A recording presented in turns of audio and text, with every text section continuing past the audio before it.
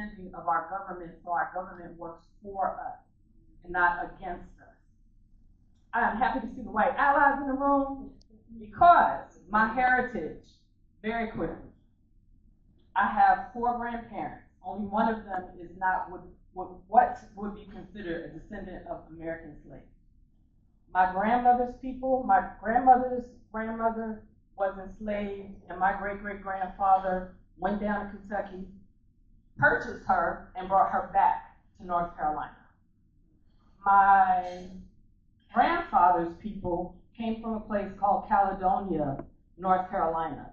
Caledonia, North Carolina is a prison today, and they grow their own food. And it used to be a plantation, and then the plantation owner died, and the enslaved people got to be sharecroppers, and then the state came and took that property, turned it into a prison, where today they grow their own food. On my father's side, my grandfather, on my father's side, I come from one of the largest Black families in the United States that can trace their ancestor back to slavery, because there's a bill of sale, just like you guys saw from the other speaker. Our family has a bill of sale. My great-great-grandmother Tracy, 7 generations back. She came from the Congo, and you see the language in perpetuity, the woman she was sold to. I wrote an open letter to Barack Obama based on that bill of sale. When I walk on the campus.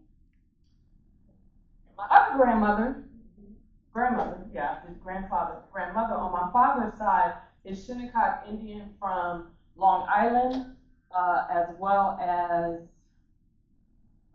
Barbados. And I like to say I'm related to Rihanna because my great-great-grandfather was a Fenty, and because he was a Fenty. And I like to say I'm related to Lena Waithe because his mother was a Waithe. And I don't know if y'all saw what's the Harvard guy who does the genealogy for the stars? So Gates, like Waithe is from Barbados. So I like to say Rihanna and Lena Waithe are my relatives. The white folks who own my family are the Martins.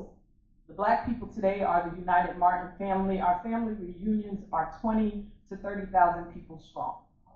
So when I say I give this is from my soul.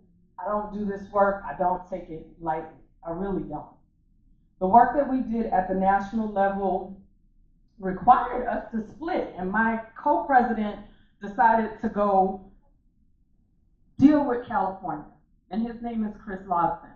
Chris Logson is the president of the Coalition for a Just and Equitable California. I'm one of the founders of that organization. We work with Dr. Shirley Weber to do the California initiative, to be at the hearings, to give public comment, to write. We actually wrote the draft of the community engagement plan that ultimately wound up being used, and Dr. Grills was in charge of making that be what it needed to be, but we actually wrote the initial draft. And we were an anchor organizations. Anchor organizations were required to do 2 town halls today. Coalition for a Just and Equitable California has done over 100. We read all of the report from the AB 3121 recommendations. They are on YouTube because we wanted to create, for people who didn't have time to read 1,000 pages, we wanted to create a library for them to go to understand it. Currently, there were 14 bills. I don't really consider them reparations. 2 talk loosely about descendants that were issued by the CLBC, the state Black Caucus, the state of California's Black Caucus. But the bills that are making